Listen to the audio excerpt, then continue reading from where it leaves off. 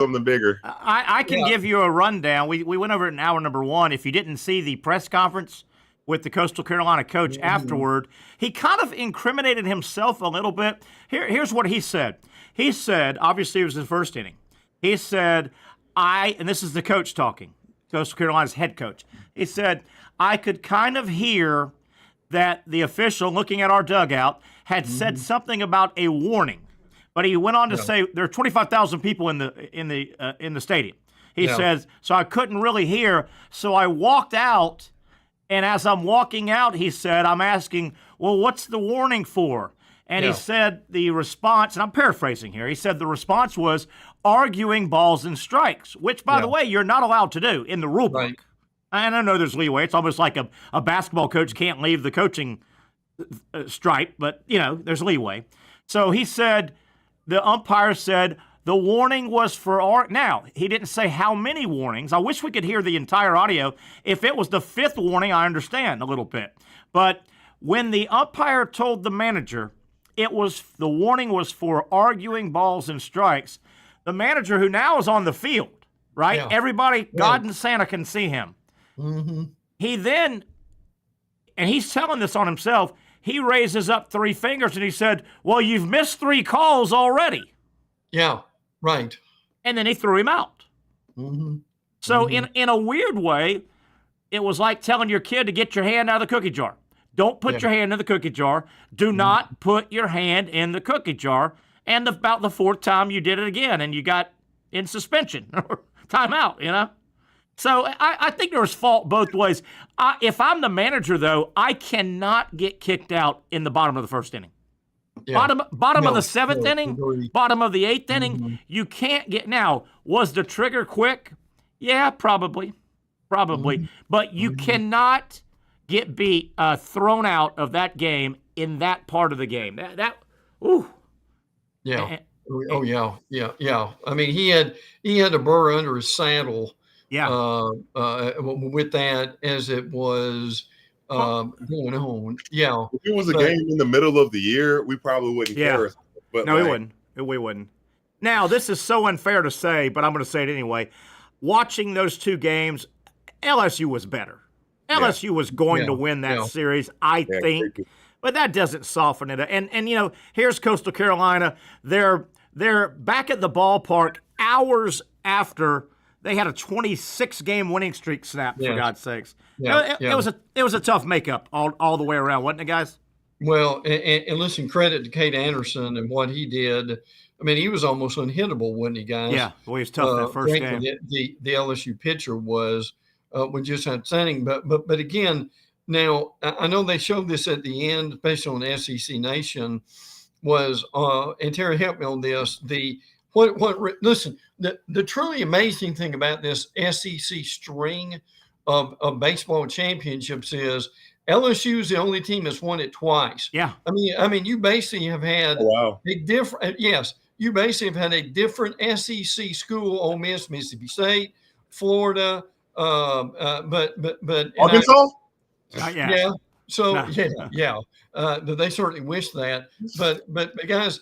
Isn't that the most amazing thing about it? And what Brent's referencing is the SEC now has won 6 College World Series in a row, and LSU is the only one to do it 2 of the last 3 years. It's been LSU, Tennessee, LSU, Ole Miss, Mississippi State. Been a hell of a run. Speaking of the SEC, and I know football's king, and the SEC detractors like to throw out, they've gone 2 years now without winning a football title. The SEC must be crumbling. Well, don't look now, but the SEC just won 2 of the big 3 sports in men's sports. Sure the SEC won it in basketball, they won it in baseball, and they've won 4 men's titles. I don't think anybody else has won more than 2 in different sports this year. Major. Pretty awesome to follow, man. Pretty great to see. Yeah, the dominance. I mean, these things are just pointing to the SEC being right. And the Big Ten, I guess you would say, about seeing themselves as different. We talked as. And Brent, we talked about Miami had a nice football pickup with a receiver. They flipped from Georgia. Go ahead, Pat. I got a good one for you, and I hope you guys have saw this.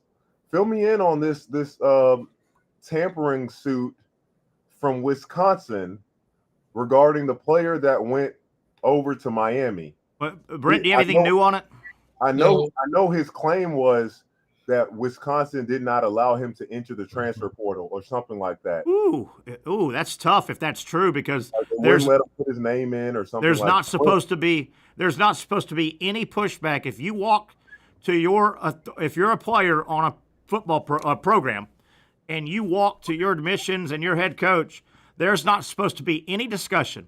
If you say I want to put my name in the portal, there has to be a certain electronic form. And the schools have it. Yeah, there should be no pushback on that. Brent and I talked about it, Pat, a little bit last week, just a little bit, not really getting into it except to say we really need structure, because I would rather see Wisconsin going to the proper NCAA authority arm and then saying, look at Miami, or vice versa, than it's a bad look for university suing university. Bad look.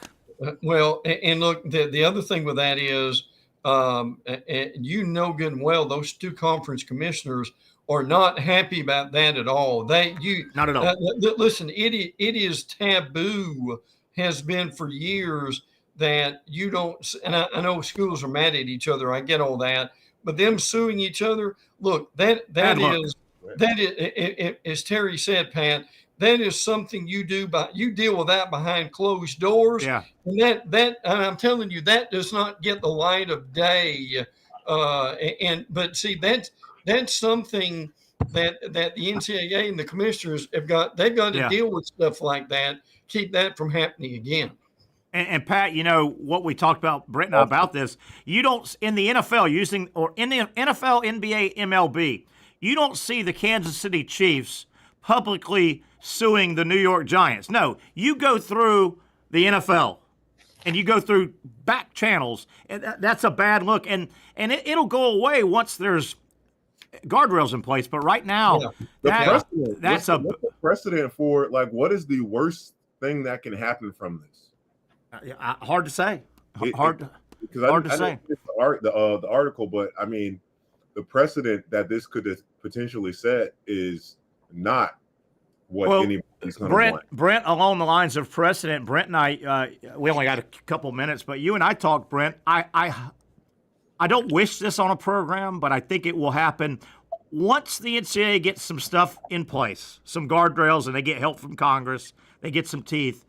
Don't you guys see some program being the sacrificial lamb and getting popped publicly, almost, and I'm being facetious here, but almost like the medieval days when they hung somebody in the town square. Mm-hmm. This person got caught stealing. We're cutting his hand off.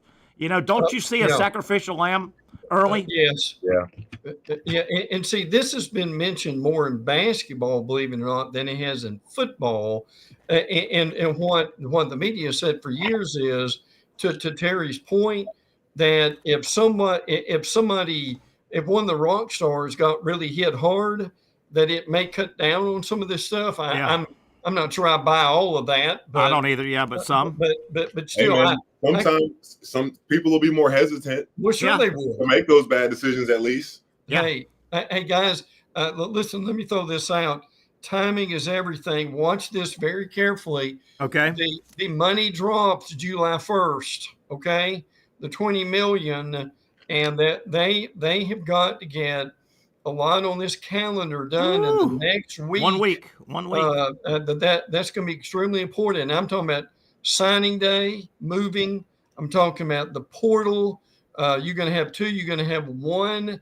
What about OTAs? Yeah. I don't think they're going to have the expansion for the playoff ready yet. But there are major issues that they've got to get done. And by the way, believe it or not, today, in 3 weeks from today, is SEC Media Days in Atlanta. That's wild. That is really hard to believe, isn't it? Yes. Oh my God. Yeah. Again, 4th of July is next Friday. That's right. 1 week from Friday. Yeah. And after 4th of July, it just always feels like football season. Sure it does. It really does. All right, guys, we'll get out of here. Pat, we'll keep hitting your event coming up on Sunday. It's going to be a big event, and just sounds like a good time. I'm going to do my best to get over there. I got my workout Saturday on the boat. I'll get my workout Sunday. So if anybody needs some fishing tips, I may start putting out some fishing tips. You never know here on the show. I gotta ask. This is the most important question, Brent. Did you bait your own hook? Hell no. Hell yeah. They had all this squid. It was bloody squid. Yeah. Yeah. Hey, no. It's time to go off the air now, isn't it, Terry? Right? Yeah, definitely. I did that one I caught. I did try to hold it to get a picture, and it slipped right out of my hand. I was like, ugh. It was so heavy you couldn't hold it. Yuck. All right, guys. Excellent job, Mr. Beaird and Mr. Young. We'll do it again soon, I hope. That'll wrap it up. Monday edition in the books. Had a good time. Hope you enjoyed it. There you go. Right there. There you go. That says it all. That says it all right there. With that, we're out. We'll talk some sports tomorrow with you, 4 o'clock, for the next edition of the Young and Norvelle Show right here on Action Sports Jacks.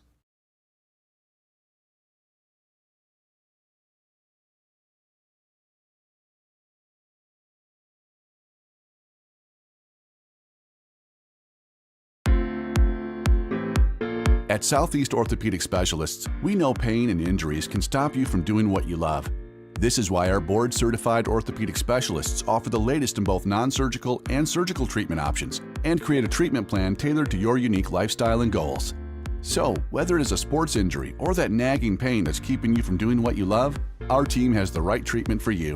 For more information or to schedule an appointment online, visit our website.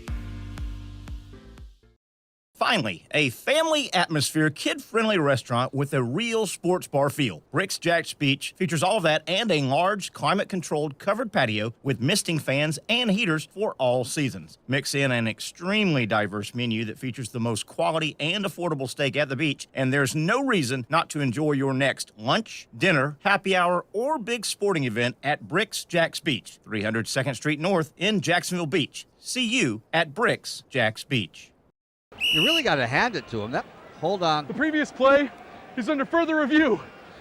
I'm not sure what he could review, but okay.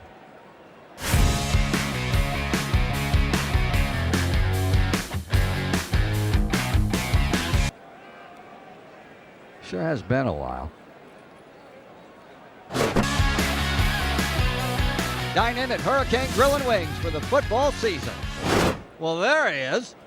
Oh, what is that? The schedules are out for another summer of soccer here in Jacksonville with the Armada men's and women's under-23 squads, starting with the ladies and the home opener on May 24th. 2 weeks later, they're back in Northeast Florida for a June 7th matchup. The season wraps up with a pair of Friday night home matches June 20th and the 27th. As for the boys in blue, they debut against a couple league newcomers on May 9th and 17th respectively, with more home dates on May 31st, June 14th, and June 21st. All those matches are at Edward Waters University, and you can watch them live on the Action Sports Jacks 24/7 network. Those teams are a big focus on Fleet and Footy, covering the big soccer stories each week on the Action Sports Jacks 24/7 network. I'll put one in the back of the net for you. Join us for player profiles, fun interviews, and the very latest on the Fleet and all things footy. That's every Thursday at 2 p.m.